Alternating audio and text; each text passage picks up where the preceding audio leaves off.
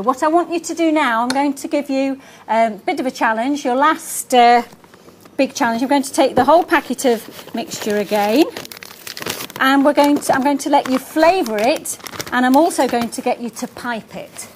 Okay, so you're moving up a grade, you're doing really well. So you know how to do this now. The whole packet of the whole packet of flour mix in with all the yeast. And if you are just, one person, two people in the family at PKU, still mix up the whole packet and turn it into a few different things. So you could make a couple of rolls, and you could do a loaf, or you can do what I'm going to do now is I'm going to do the breads. I'm going to do some breadsticks. I'll take one of these. Now then, I've left you all a piece, or actually Alan's left you a piece of Teflon paper. If you're not using Teflon paper already at home when you're baking, you don't have to do anything to this, okay? It's reusable, you can put it through the dishwasher, and it does not stick to low-profile mix, okay? It's on offer at the moment in Sainsbury's. So what I usually do is just cover my sheet like that, and I will cook straight onto it. The dough will not stick. You don't even have to grease it. Okay, so it's a really useful piece of kit if you haven't already got it.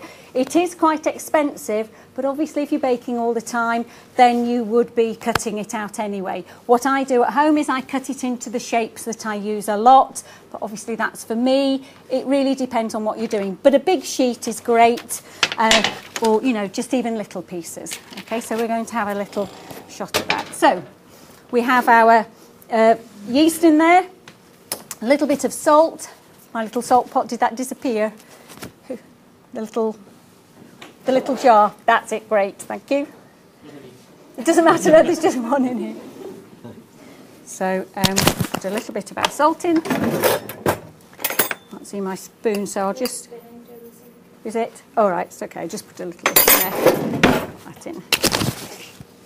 The more salt you put into the dough, the slower it will rise. Salt inhibits the growth of the yeast, okay? So we have our water and our salt. So yes, the salt. If you put too much salt in, it will slow down the growth. In with the water. So, a couple of mixers.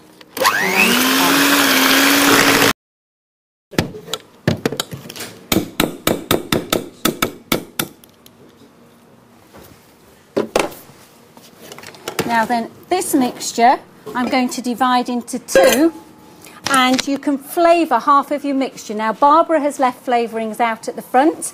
Remember what we did before, you could put your flavourings into your water and blend it through that way. Or you could use spices, you could use curry powder, you could use tomato puree. I'm going to halve this, okay, like so.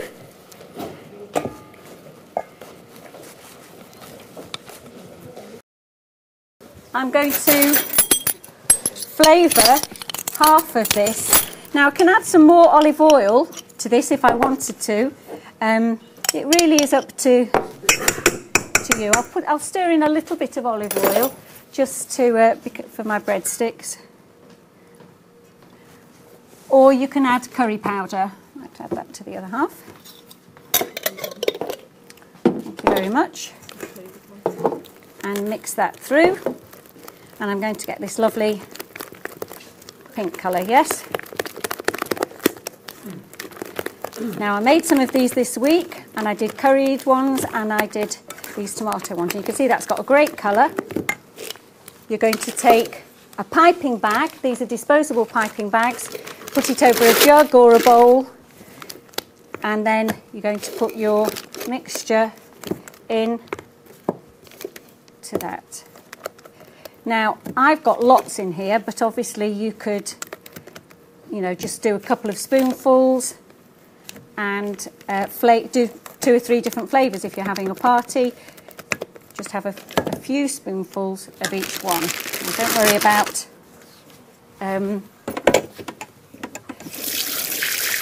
the dough inside the edge of the bag, it doesn't matter because that's going to come down in a moment.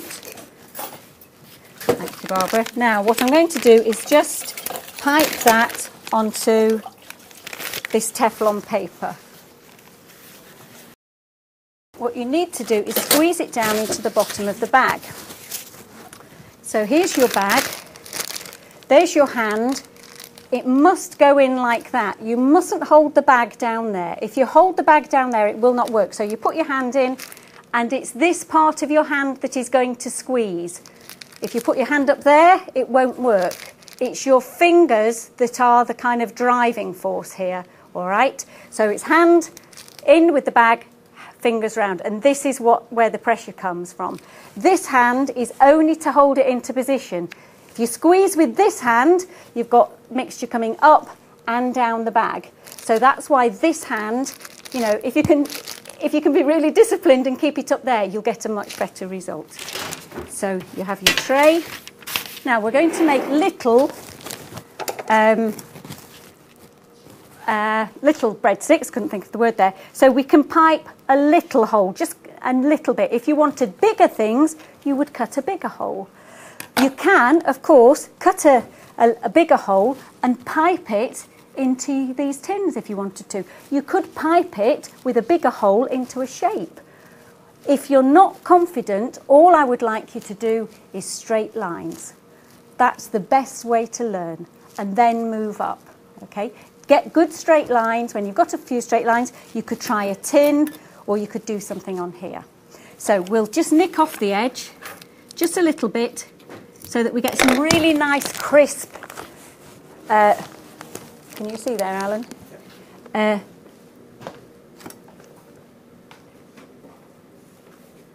Breadsticks, okay? And these will not spread out a great deal. And this batter is just fantastic for piping. It's so good. Now you can see, obviously, it's going to take a little bit of time to do this, so I don't want you to have to stay here all the time. When you want to have a rest, you turn it upside down and you just keep that hand there.